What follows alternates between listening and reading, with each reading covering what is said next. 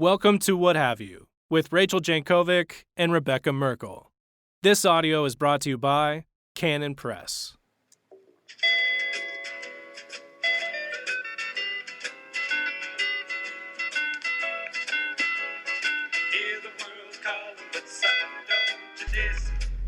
Welcome back to What Have You. I'm Rachel Jankovic. I'm Becca Merkel. It's a beautiful day in Idaho. It is. It's kind of chilly, actually, but it's Windy. It's pretty. But it's pretty. If really you're pretty. in a wind-sheltered environment, you can enjoy the view. Like a car. Yeah, exactly like this car. So I was telling Becca on our way here, when we were driving out, I was having a little reminisce. And in case you guys don't remember this from your own childhood. How did I not know this? I don't know. It feels like the kind of fact that I would have remembered if I had ever known it.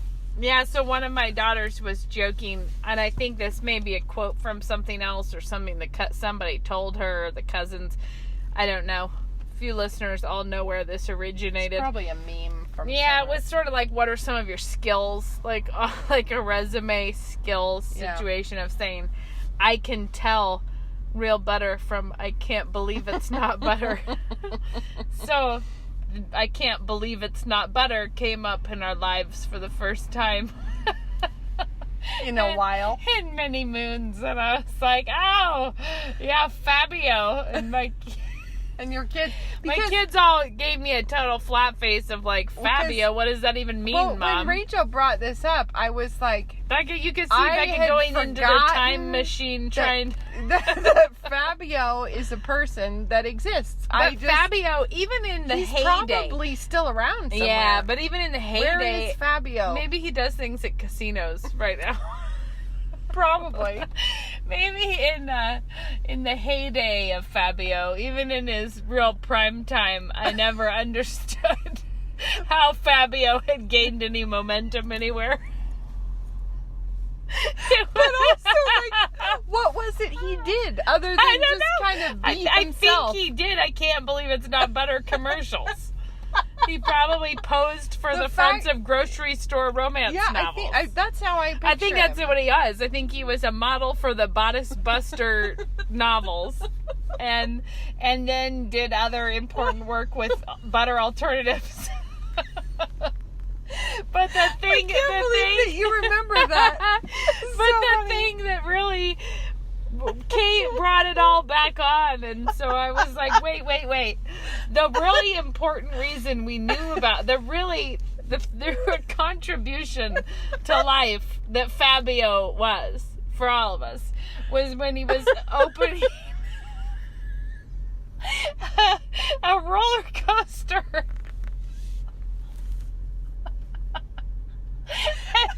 I'm totally going to be getting all the details wrong, even though I just Googled the news story to tell my children.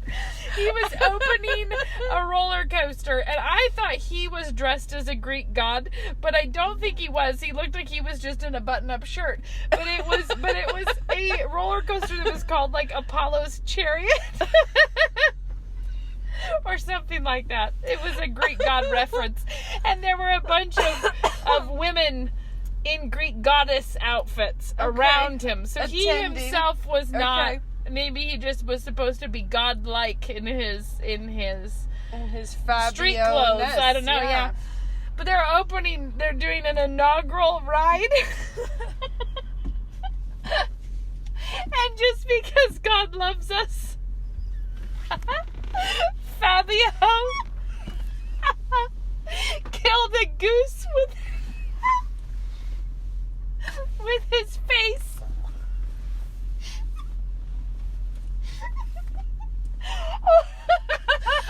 I cannot imagine anything more painful than hitting a goose with your face on a roller coaster.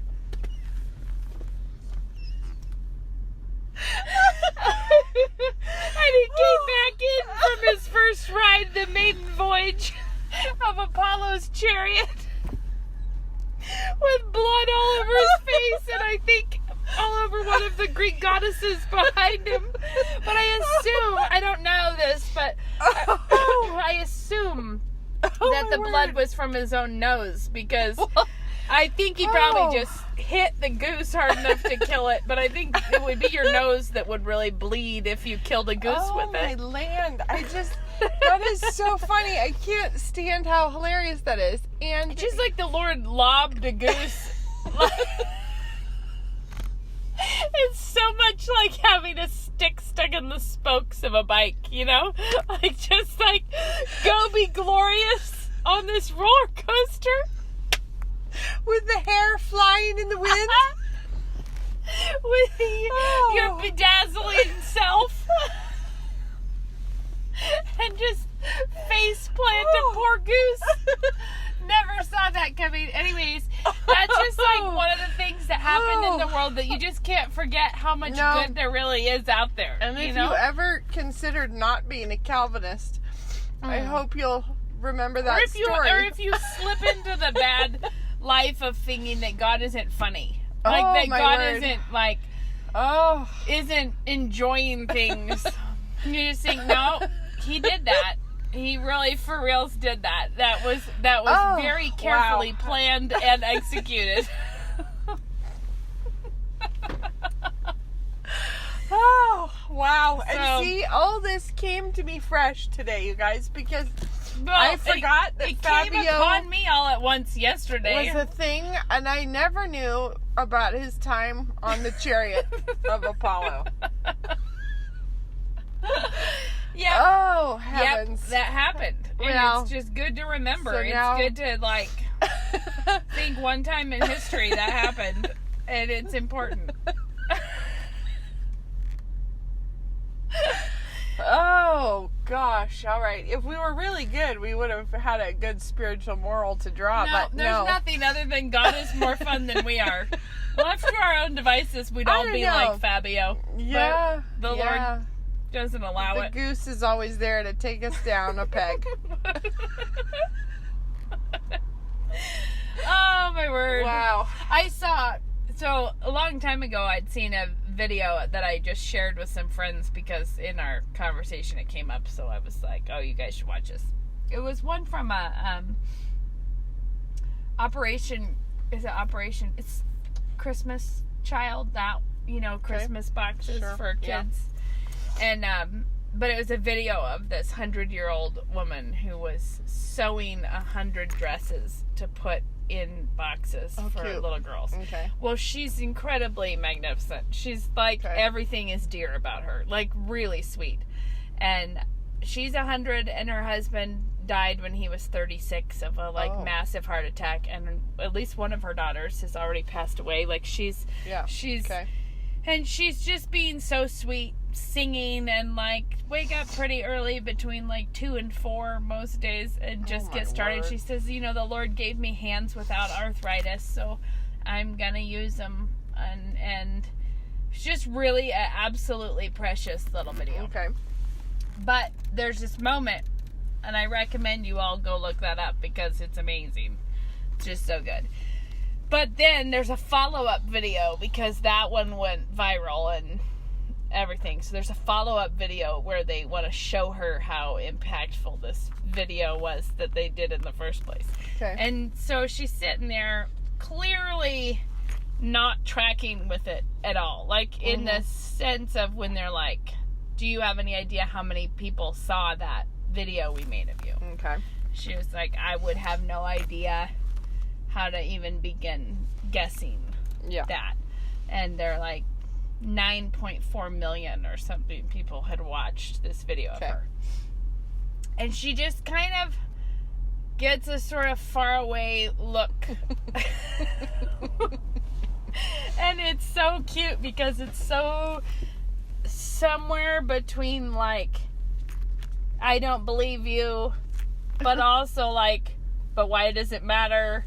But also also that seems really significant somehow. You can tell that it's just not all lining up. And she is very cutely moved by it. She says there's a lot of messages from people. Anyway, she says, I just hope more people come to know Jesus. She's just a really sweet lady. Okay. But that moment where she's so not, you can just tell that's a world she can't imagine. She can't imagine any of the, and I was thinking it's like a really neat little picture of what I imagine it will sort of be for all of us as we see what God was actually doing with, like, where she, I think, was totally into the work of sewing dresses for 100 little girls who might need a dress, and it might make them happy that they got a little dress.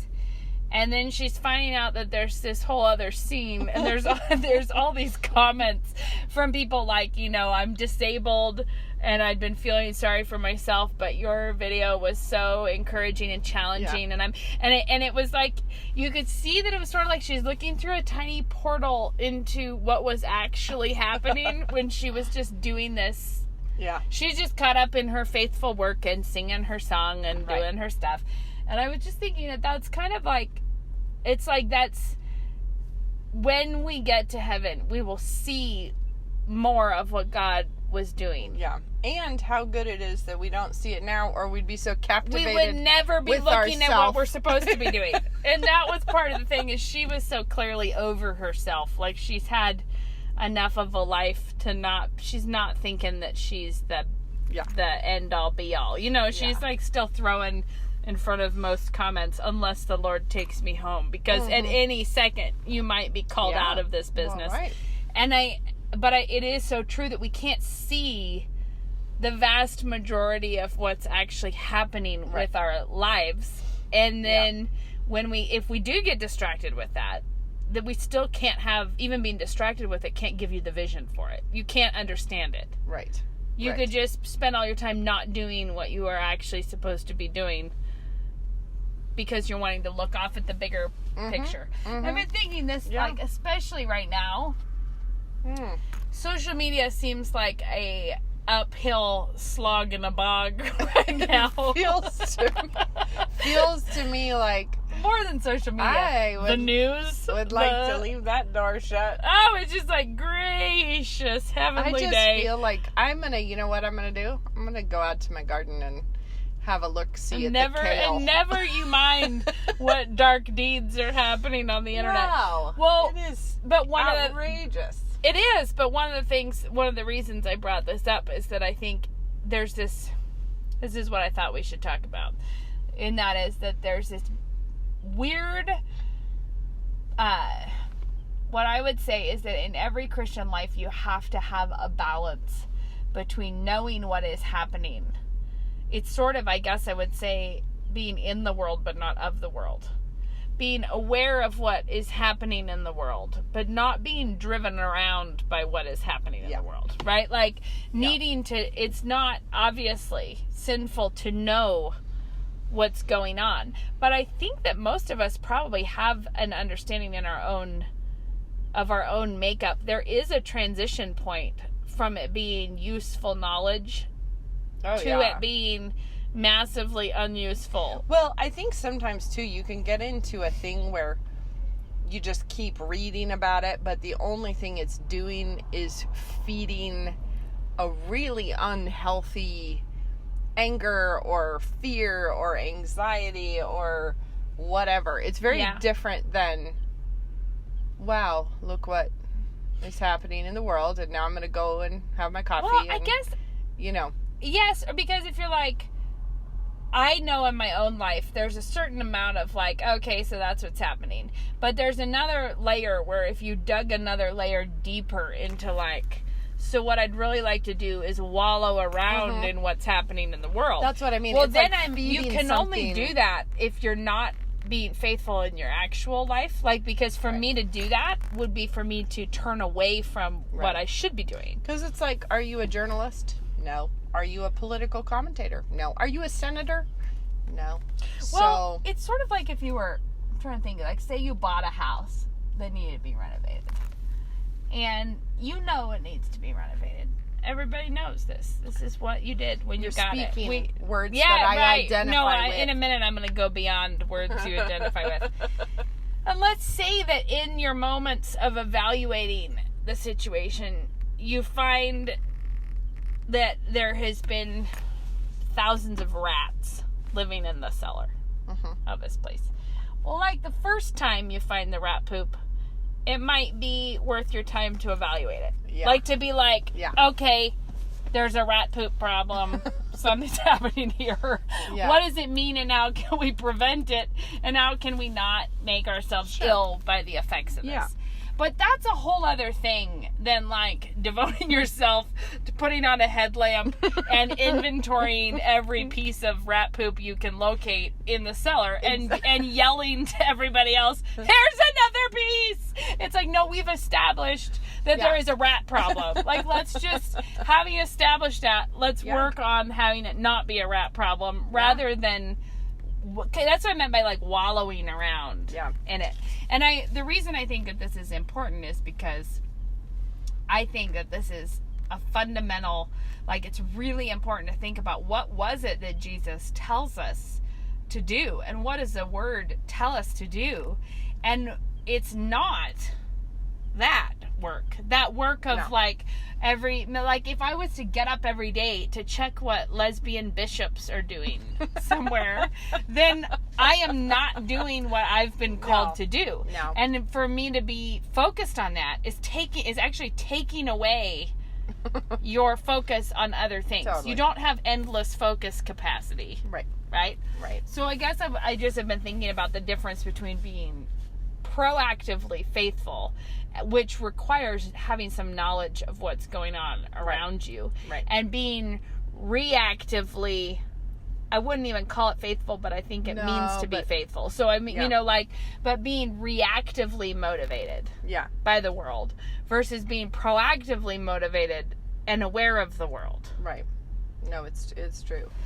And this is a very strangely off from your metaphor. This is a weird tangent, but just start a new metaphor if you get sick of my old one. Well, I don't know. I feel like, can we tie this into your metaphor? I don't know. But yesterday, something real weird came upon me accidentally. I have some big sage in my garden, and sage coming up everywhere now. Volunteer sage. I think I'm wondering, are you finding out that people burn this to cast out evil spirits? Yes. Yeah. You were probably Googled what are things we do with sage? It was some kind of a little article, and it was this pretty picture, and it was sage, and it had something about, I can't remember. Whatever it was, I was like, oh, look, something to do with sage. I'll look at that. And it started off, I did not see this coming. I've actually had a really similar time with this. It's called smudging. And it started off with, here are some great health benefits, and it's like antibacterial. And it's hardly even involves worshiping false gods. Well, no, because I thought it was some kind of I don't know, like a scented candle sort of thing maybe, or something, Well, and it starts off using words that are normal. Like antibacterial. Then we started getting into some negative ions, and I started being like, and then we started getting into some negative energy, and then it was like, okay, now we're weird. And then it was how you must revere it because it is a Native American something, which means you must always do it in a place of reverence in your house above waist height. And I was like, what? And then it started telling you that you needed to begin at the front door. And then at that point, you're like, what hellhole have I fallen into? Yeah, you got to meditate for a minute. Then you burn your sage and you waft the smoke up and down from your toes to your head. And then you stand here and then you process that way.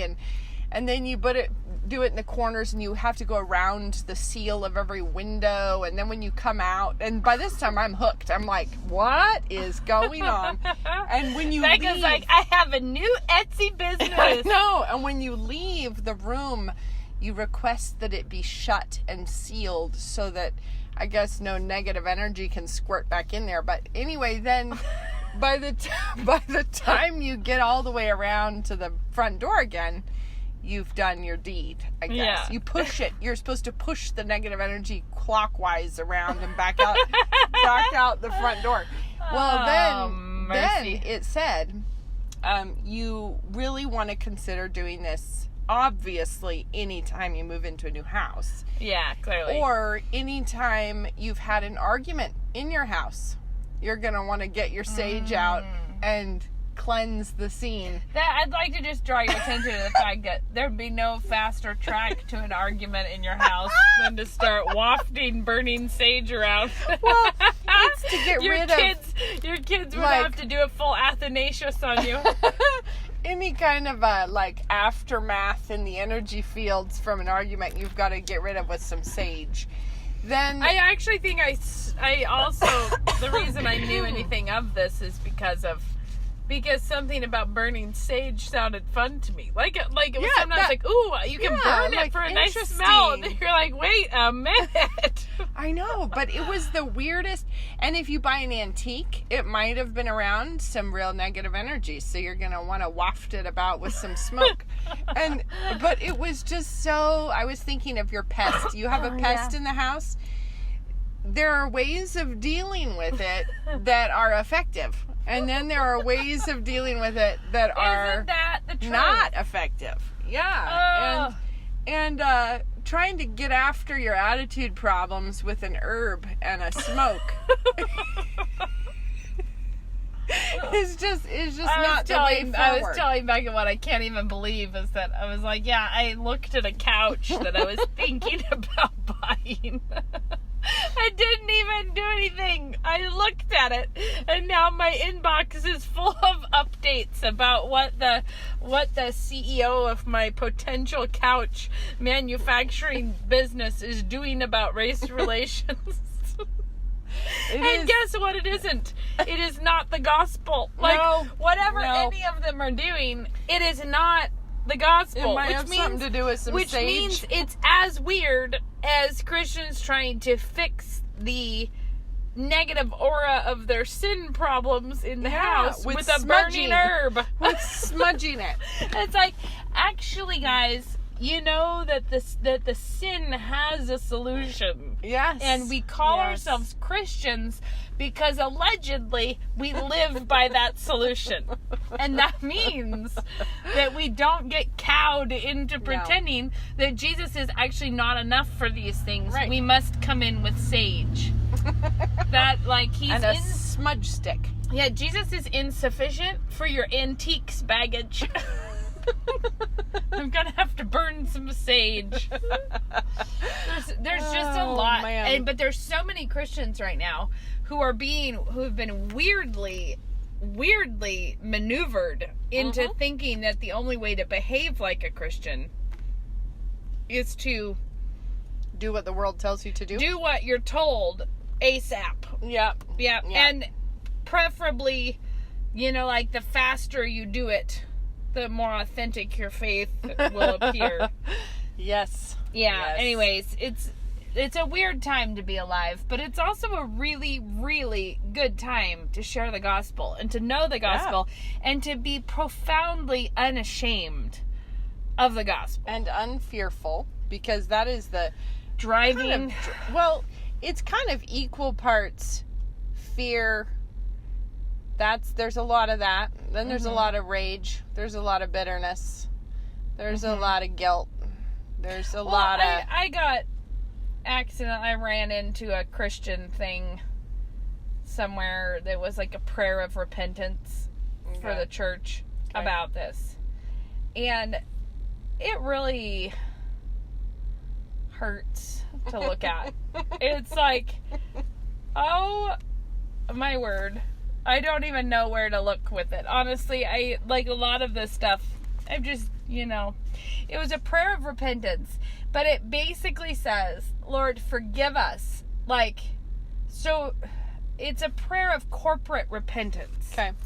And it's saying, forgive us on behalf of the church, or? Yeah, it's just, Christians. It seemed like that's what it's saying, the church. We the body. We have not viewed our black and brown brothers and sisters as made in the image of God, or we have not been treating them. And you know what makes me really annoyed about that? I know. I'll tell you the part that just cheesed me off big time is, how dare you write a corporate prayer from the church assuming that it doesn't include black and brown people. Because yes, that's the thing. It's like, I've never heard of anything so whitier than that.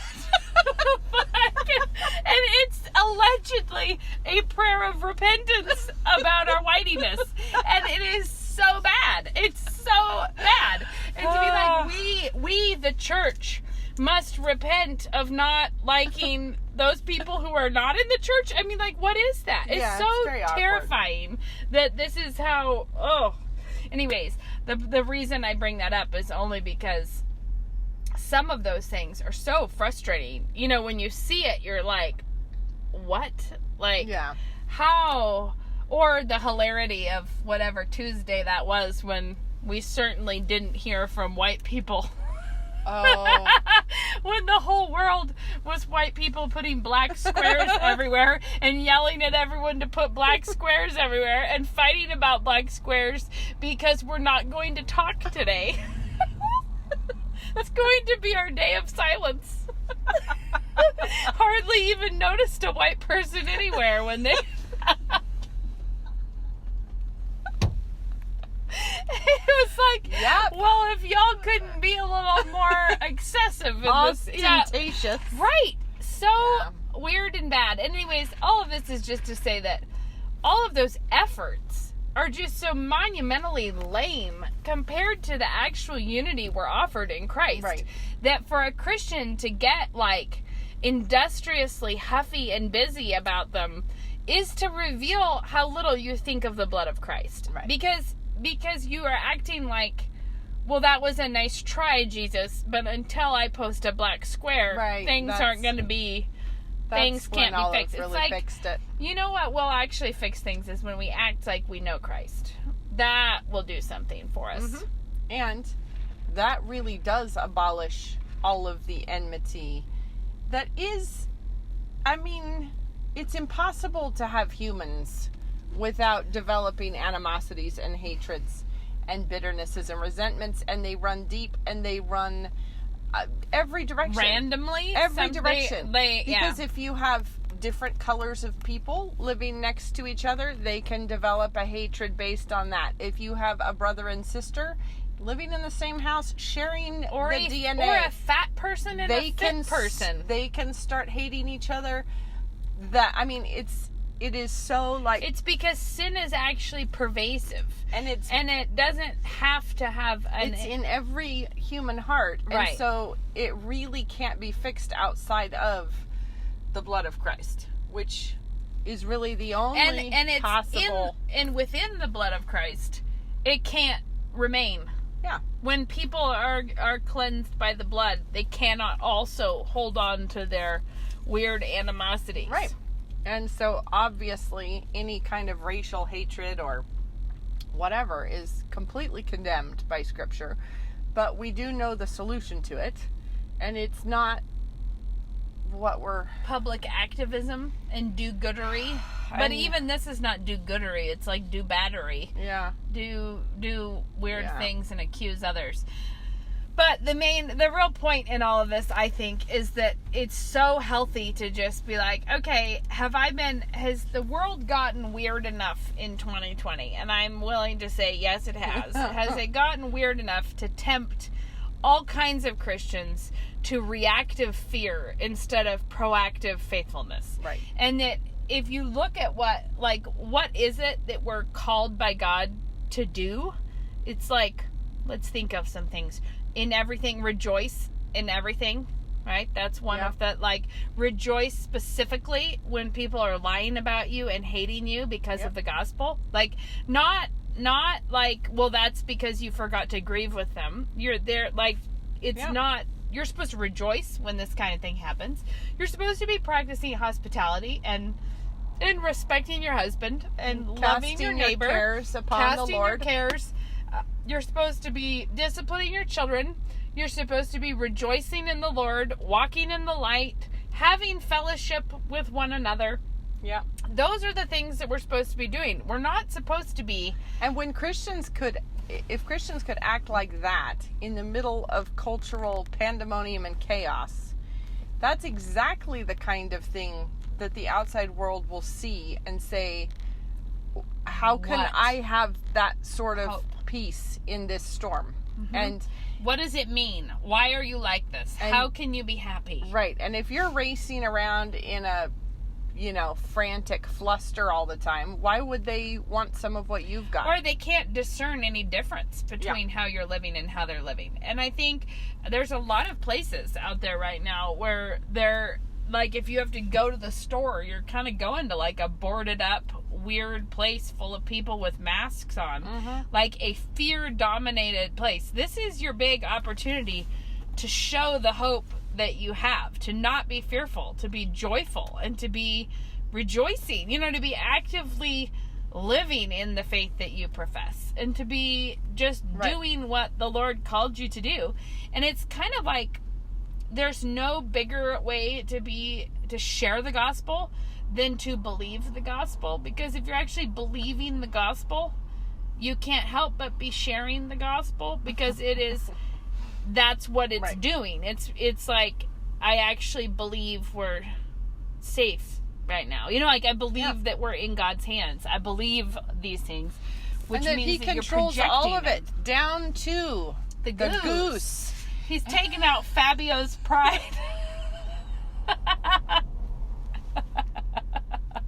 It's like if he's controlling even the geese, we know that he has this thing under control.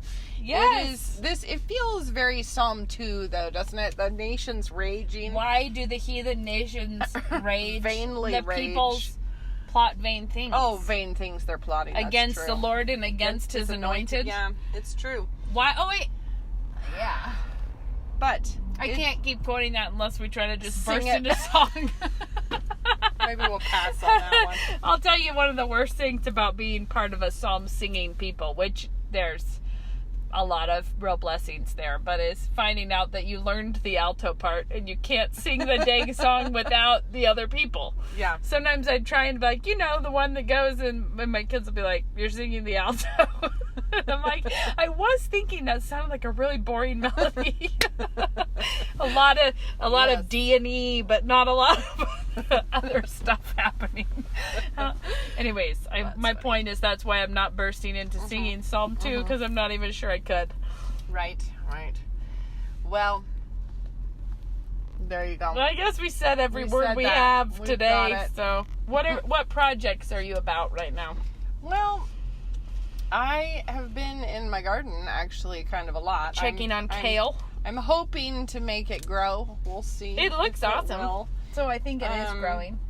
And I have, I don't know yet. I'm the one who hasn't won any wins in the gardening department lately. Yeah, well, you just moved in, I feel like. Yeah, last September.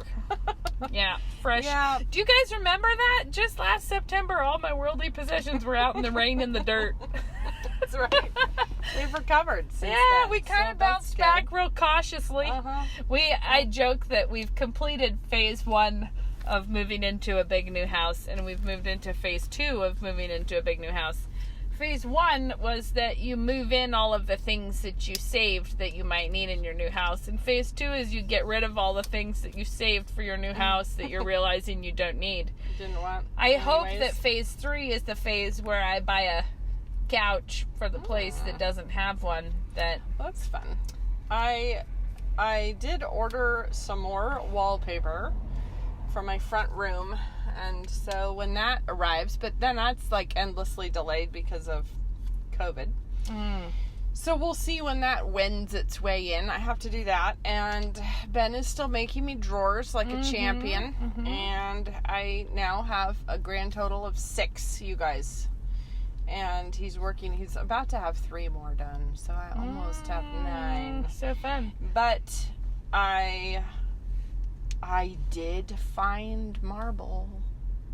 It's happening, I think. So anyways, that's my big exciting update, is I have 2 enormous slabs of marble. Nice. Like 1,000 pounds each. So that'll be the next Lena question. she didn't buy it. Lena got my loom warped and is weaving 2 dish towels that are very pretty. Ooh, that's fun. But we've been in a weirdly not making it happen with the loom since we moved into our house. You know, when everything gets disrupted and stuff, it's like taking a while. I got my quarantine quilt pieced all together. Cool. Now I just have to get backing and get that done. And I am sewing my daughter's speed cleaning aprons. Oh, yeah, that's a great idea. Weirdly, I just told Hero today that I need to go sew myself an apron. I really want a white linen apron. Don't ask me why. It just occurred to me that I want it. So. Well, you should be do one of those classic granny style ones. It's like almost a dress that you put on over, you know, where it crosses in the back. Yeah, and then I kind of love those. Kind of love those. I'm also thinking about designing a bunch of dish towels for my new kitchen.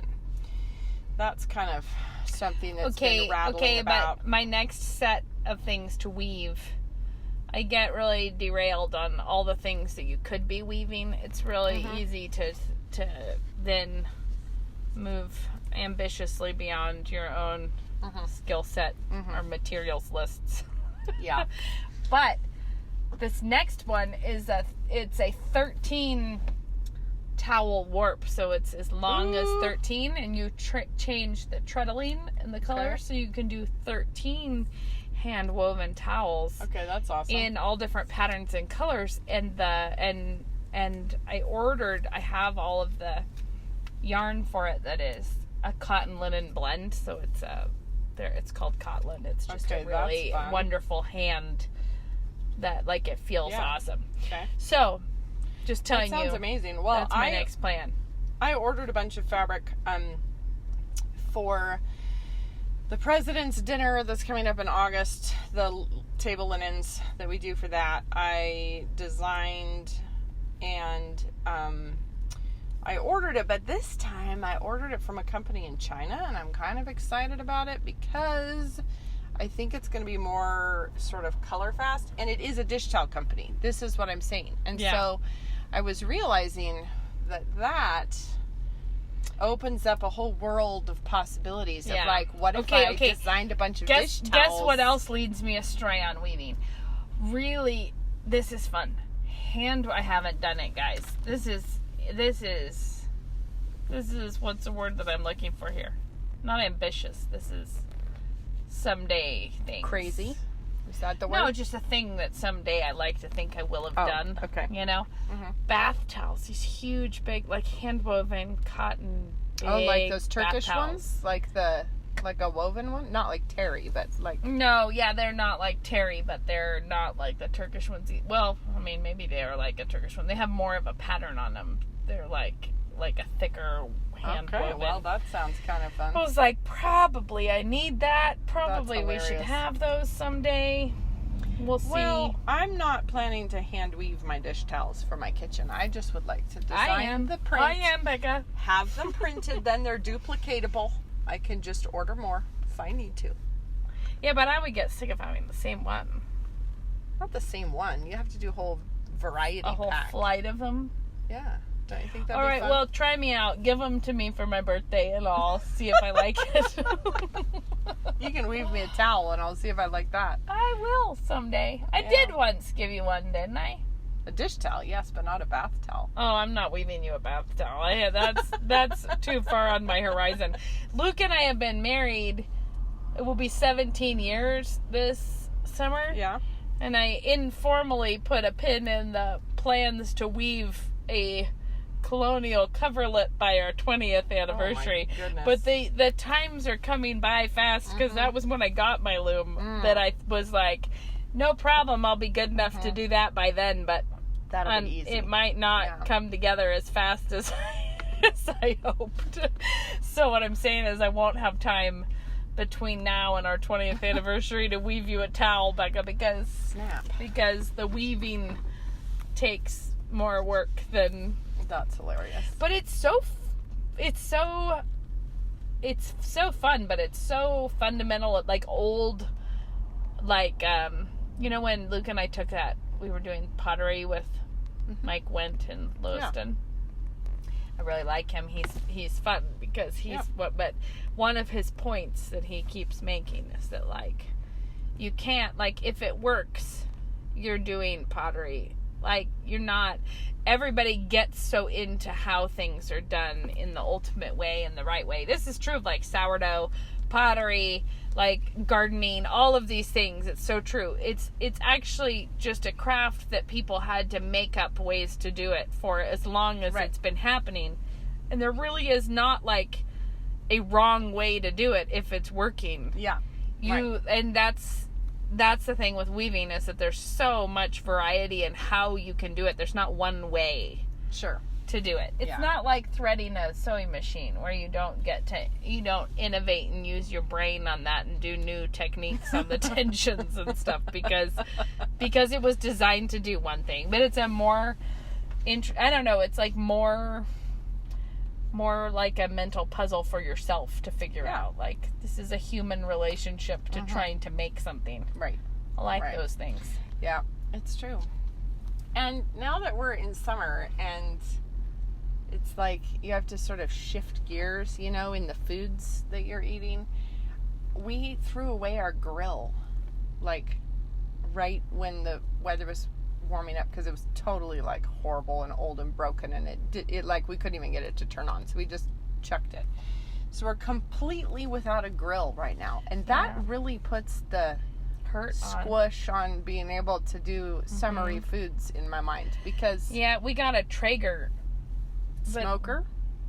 It's like a grill that's like what we did the ribs on Sit for Sabbath. Okay. Yeah, that it was really good. It was, but it's also the thing that Luke does, not the thing that I intuit. I don't know. I don't think you throw chicken breasts on that for dinner. Like you kind of, it's for like pork, large. Okay.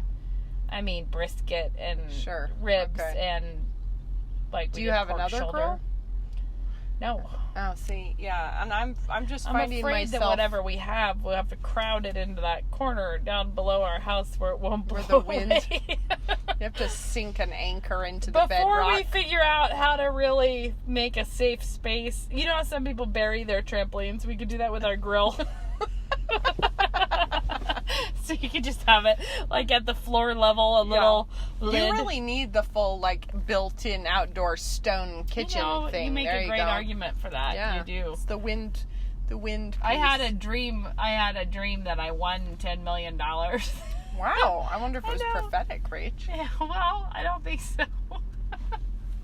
Might have tapped into something. No, because it was a riddle. It was a riddle we all had to figure out. It was like if you figure out this riddle, you'll win $10 million. But it turned out that I was able to figure it out because I had purchased a $5 shower curtain from McDonald's. And there was some kind of a message in the matte laissez of the shower curtain. Anyways, the point that's funny is that in my dream, I sort of raced right on by why I won $10 million. Interesting tidbit. It was the matte laissez sent me a message. And I found that there was a zipper pouch hidden in the shower curtain that had a hacky sack in it.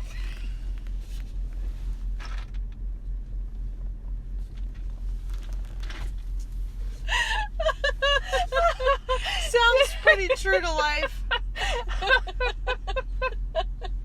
It makes you wonder why your brain, when you let it off its chain, that's where it goes. No, especially because you know what? I really don't enjoy hearing other people's dreams, so I'm really sorry that I'm doing this to you.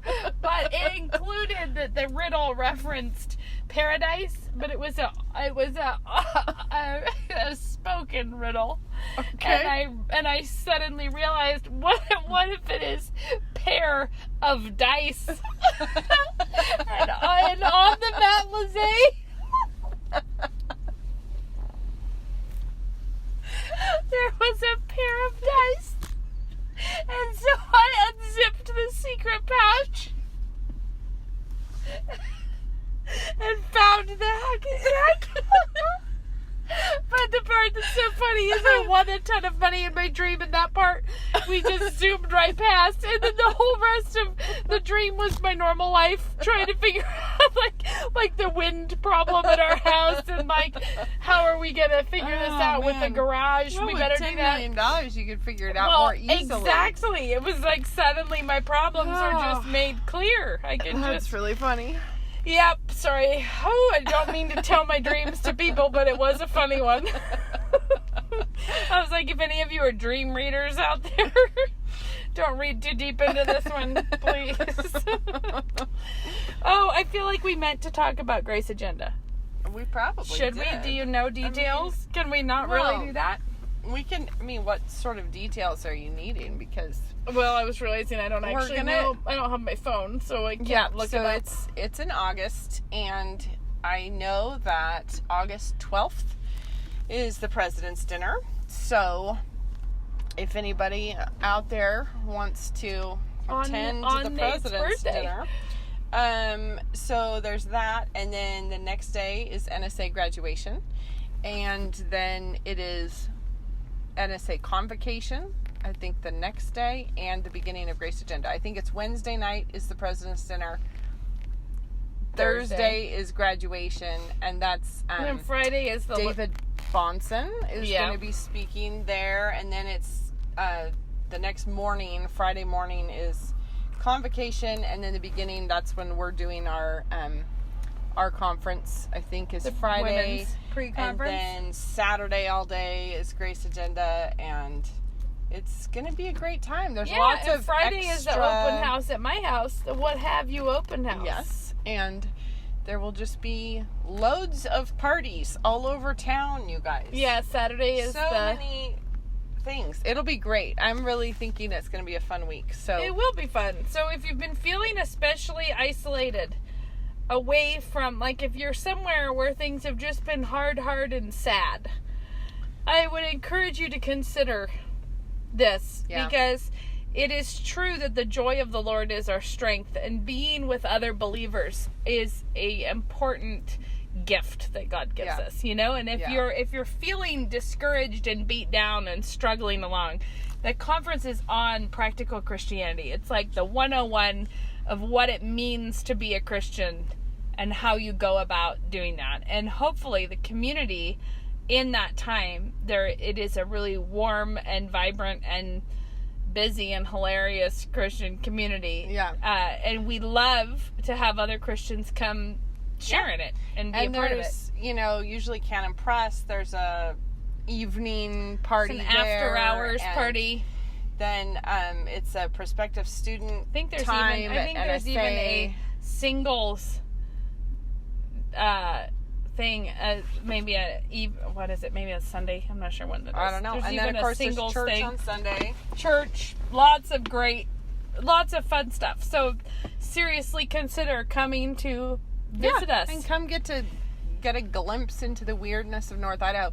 And it will be like right now we're sitting up on a hill, and everything is looking so beautifully green. All the hills are gorgeous green.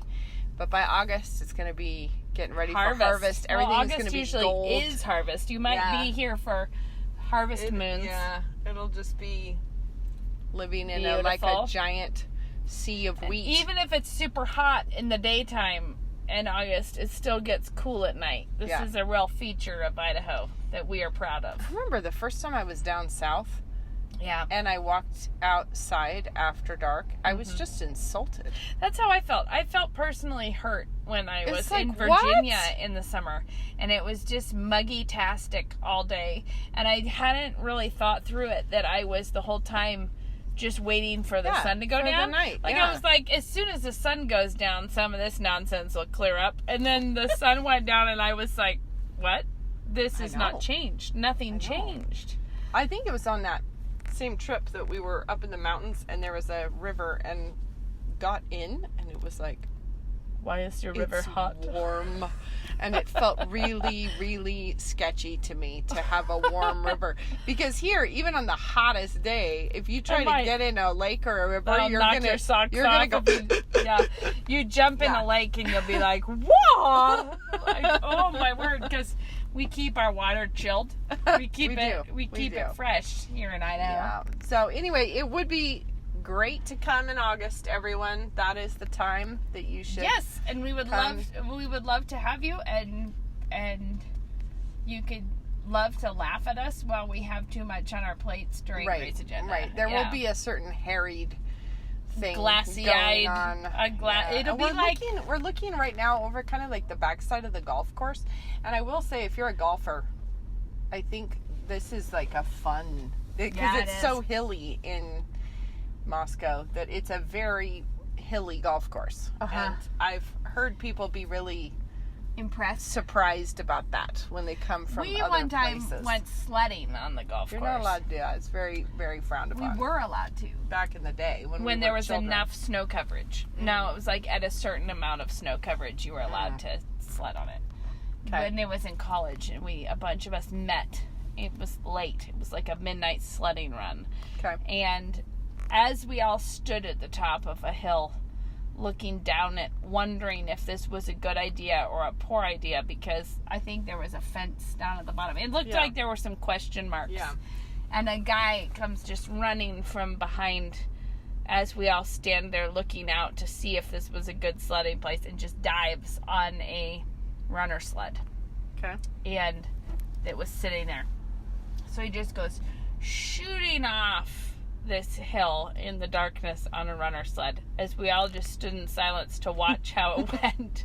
And he hit the golf cart trail and which was completely invisible, and the runner sled jumped with huge rooster tails of sparks coming, because it was that was like the most unexpected thing, as we all stood there in the dark, and it just was silent, like he just silently shoots down and the big spray of sparks, and then he carried on into the darkness. It was very beautiful and very weird, and very hard to tell what had happened for a while. Like, we were like, what? That is so funny. Yeah, anyways.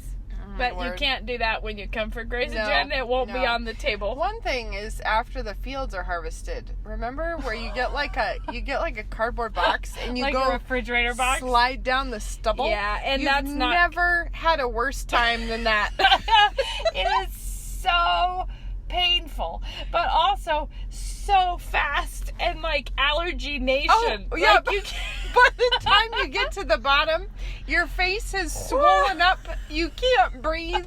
You're sneezing. But you've never gone so fast down anything in your whole life, because the dry chaff on cardboard is an unstoppable speed. But and every dirt clod is with you. Every dirt clod cushioning. Snow gives you a nice smooth surface. And somehow you feel covered in cheatgrass, and like you feel so beat up. I think I've never had an allergy event like I've had. Yeah, it's the worst. So guys, if you're here after harvest, stay away from cardboard on hills. Unless you're wanting to treat yourself to the worst time ever. Well, but also because you're probably in shorts and you're all sliced up. And you're kind of sweaty because it's hot, but then you're hitting the chaff so hard. But I mean, all the stubble is like hurting. Oh, it's not good. It's not good at all. Why have we done this more than one time? Because it's the thing. It's not good, but you have to, on principle, you have to check if it was fun. It might have been fun. Yeah, one time on the sledding, we should probably stop this.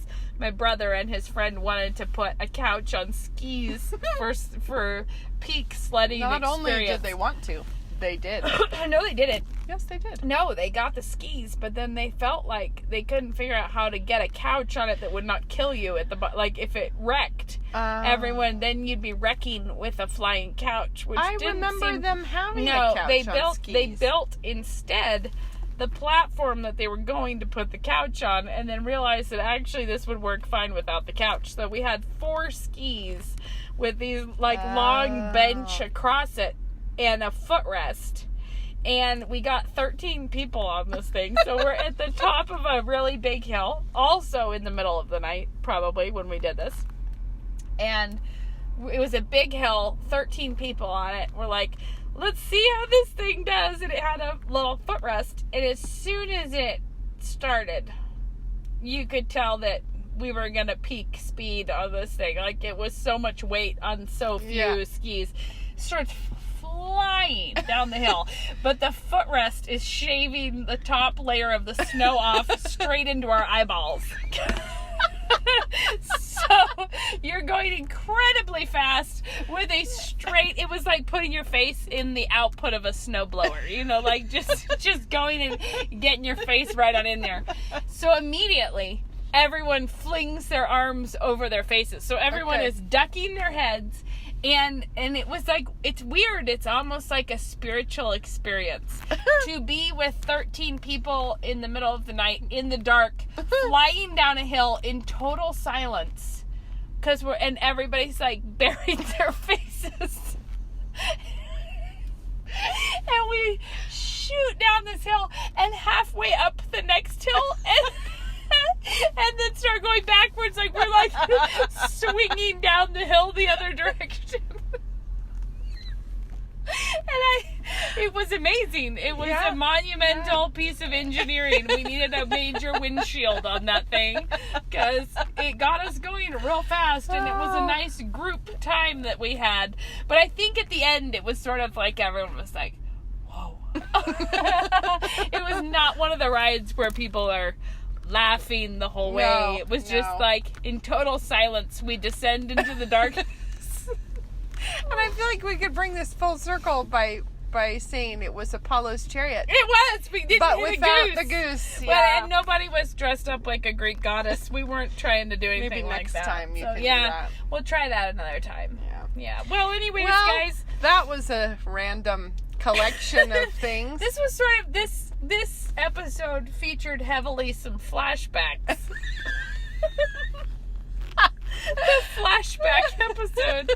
Yes, good. Yeah, That's what all we right. did. Well, We'll see you guys. next time. And until then, keep on task and do the things God actually wants you doing. Exactly. Do it. Bye. Bye-bye.